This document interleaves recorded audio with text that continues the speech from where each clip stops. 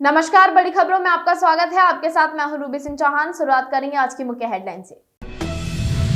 21 राज्यों की 102 लोकसभा सीटों पर नामांकन शुरू। इसमें तमिलनाडु की 39, राजस्थान की 12 और मध्य प्रदेश की 6 सीटें शामिल हैं। कर्नाटक के पूर्व डिप्टी सीएम ईश्वरप्पा की भाजपा से बगावत। येदियुरप्पा के बेटे के खिलाफ लड़ेंगे चुनाव, अपने बेटे को टिकट न मिलने से नाराज। ईडी के समन के खिलाफ हाईकोर्ट पहुंचे केजरीवाल। आज सुनवाई। शराब नीति और जल बोर्ड घोटाले में जांच एजेंसी ने अब तक 9 समन भेजे। टैक्स असेसमेंट केस में कांग्रेस की याचिका पर सुनवाई आज। दिल्ली हाईकोर्ट ने 210 करोड़ के जुर्माने पर रोक की याचिका खारिज की। संजय मुखर्जी होंगे पश्चिम बंगाल के नए डीजीपी। चुनाव आयोग ने एक दिन पहले राजीव कुमार को हटाया था, विवेक सहाय को कार्यभार दिया था।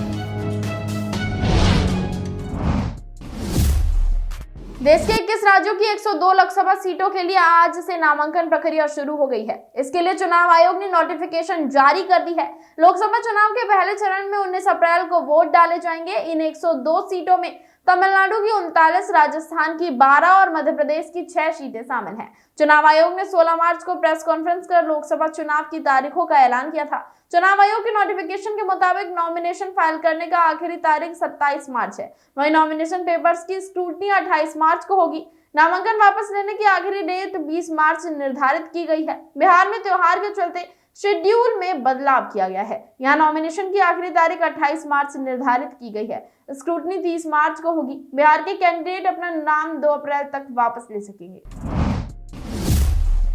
वहीं कर्नाटक में लोकसभा चुनाव के लिए भाजपा ने 13 मार्च को अपनी दूसरी लिस्ट से 20 उम्मीदवारों के नाम घोषित किए, जिसके बाद पार्टी में विरोध के सुर उठने लगे हैं। पूर्व deputy CM KS. Eshwarappa Haveri Lok Sabha seat से अपने बेटे के.ई. कंटेश के लिए टिकट मांग रहे थे, लेकिन पार्टी ने पूर्व सीएम बसवराज बोम्मई को अपना कैंडिडेट बनाया। इससे नाराज होकर उन्होंने मंगलवार को ऐलान किया कि वो खुद पूर्व सीएम बी.एस. येदियुरप्पा के बेटे बीवाई विजेंद्र के खिलाफ चुनाव लड़ेंगे। भाजपा ने विजेंद्र को शिवमोगा से टिकट दी है। ईश्वरप्पा ने न्यूज एजेंसी पीटीआई से इंटरव्यू में कहा, कर्नाटक में भाजपा अच्छी स्थिति में नहीं है। कर्नाटक की जनता और पार्टी के कार्यकर्ता तो भाजपा के पक्ष में हैं, लेकिन यहाँ की व्यवस्था खराब है। उन्होंने येदियुरप्पा पर परिवारवाद के आरोप लगाते हुए कहा, मोदी जी कहते हैं कि कांग्रेस पार्टी एक परिवार के हाथ में है, लेकिन कर्नाटक भाजपा में भी यही स्थिति है। कर्नाटक भाजपा पर भी एक परिवार का कब्जा है, हमें इसका विरोध करना होगा।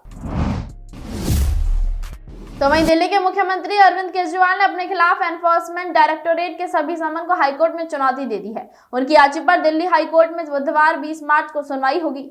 ईडी केजरीवाल को दिल्ली शराब नीति केस में अब तक 9 और दिल्ली जल बोर्ड के टेंडर केस में एक समन भेज चुकी है। दोनों मामलों में उन्हें आखिरी बार 17 मार्च को एक साथ समन भेजा गया था। जल बोर्ड केस में उन्हें 18 मार्च को पूछताछ के लिए बुलाया गया था, लेकिन वो नहीं गए।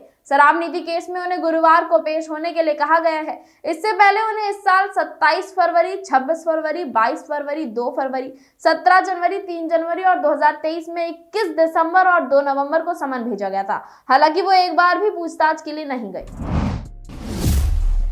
तो वहीं दिल्ली हाईकोर्ट में टैक्स असेसमेंट केस में कांग्रेस की याचिका पर आज सुनवाई होनी है। कोर्ट ने 13 मार्च को कांग्रेस के बैंक खातों पर आईटी एक्शन को रोकने की याचिका खारिज कर दी थी। जस्टिस यशवंत वर्मा और जस्टिस पुरुषेंद्र कुमार कौरव की बेंच ने सुनवाई करते हुए कहा था कि इनकम टैक्स अपीलेट ट्रिब्यूनल के फैसले को छोड़ने की कोई वजह दिखाई नहीं दे रही है। दरअसल कांग्रेस पार्टी को इनकम टैक्स डिपार्टमेंट ने 13 फरवरी को 105 करोड़ के बकाया टैक्स की वसूली के लिए नोटिस भेजा था। डिपार्टमेंट ने कांग्रेस पर 210 करोड़ का जुर्माना लगाया था और बैंक खाते फ्रीज कर दिए थे। इनकम टैक्स की कार्रवाई के खिलाफ कांग्रेस नेता और वकील विवेक तनखा ने इनकम टैक्स अपीलेट ट्रिब्यूनल में याचिका लगाई थी, लेकिन 8 मार्च इसे भी खारिज कर दिया गया। इसके खिलाफ कांग्रेस ने दिल्ली हाईकोर्ट में याचिका लगाई, जिस पर 12 मार्च को सुनवाई हुई। इस दौरान कांग्रेस ने कोर्ट में कहा था कि अगर इनकम टैक्स की कार्रवाई को नहीं रोका गया तो पार्टी आर्थिक मुसीबत में पड़ जाएगी।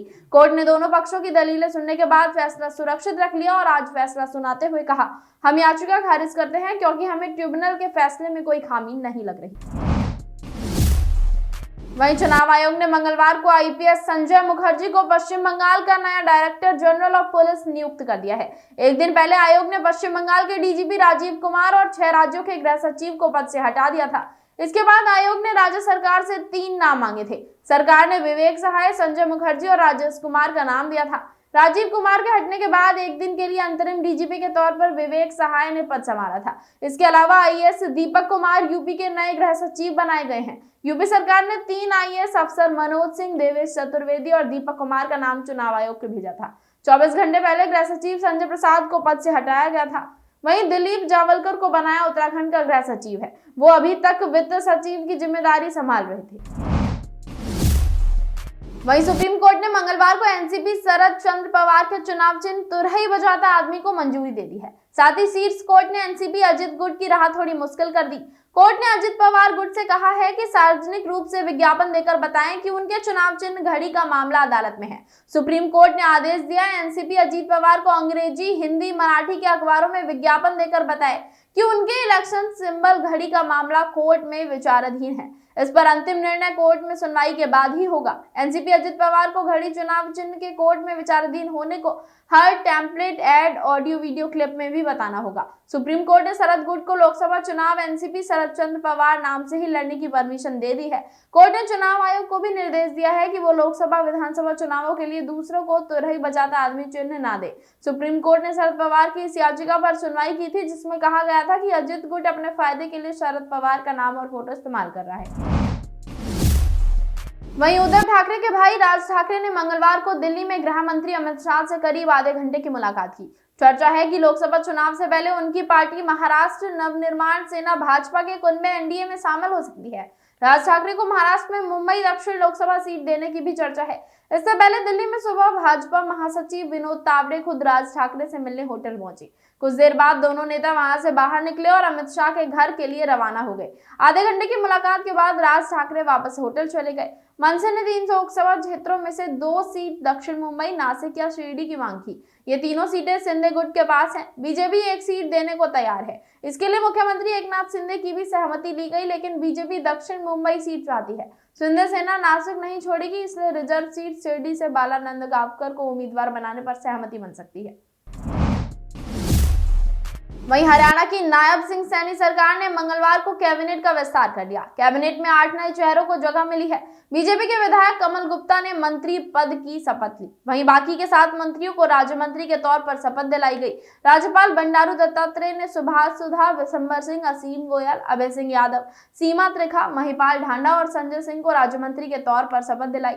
शपथ समारोह के बाद मुख्यमंत्री नायब सिंह सैनी ने कहा, मंत्रिमंडल में सभी 8 नए साथियों का स्वागत, अभिनंदन। आप सबके प्रशासनिक कौशल और योग्यता से हरियाणा सुशासन के मार्ग पर चलेगा और प्रधानमंत्री नरेंद्र मोदी के सपनों का विकसित भारत, विकसित हरियाणा का संकल्प पूरा होगा, ऐसा मेरा दृढ़ विश्वास है। कैबिनेट विस्तार में अनिल विज को जगह नहीं मिली है। विज मनोहर लाल खट्टर सरकार में गृह मंत्री रह चुके हैं। खट्टर के इस्तीफे के बाद नायब सिंह सैनी को सीएम बनाए जाने के फैसले से अनिल विज नाराज हैं। विज 12 मार्च को सीएम के शपथ में भी शामिल नहीं हुए थे। हालांकि पूर्व मंत्री विज नाराजगी से इंकार करते रहे हैं। आज ही जब उनसे शपथ को लेकर सवाल किया गया तो उन्होंने कहा कि इसकी उन्हें कोई जानकारी नहीं है। हरियाणा कैबिनेट में मुख्यमंत्री समेत अधिकतम 14 मंत्री हो सकते हैं। हरियाणा में 12 मार्च को बीजेपी और जेजेपी का गठबंधन टूटने के बाद मनोहर लाल खट्टर ने सीएम पद से इस्तीफा दे दिया था।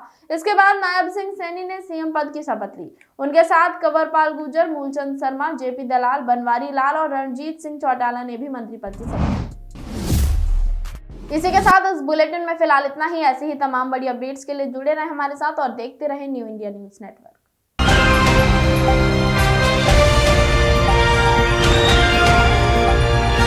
दिल्ली, हरियाणा, उत्तर प्रदेश, राजस्थान की हर खबर के साथ देखते रहिए न्यू इंडिया न्यूज नेटवर्क।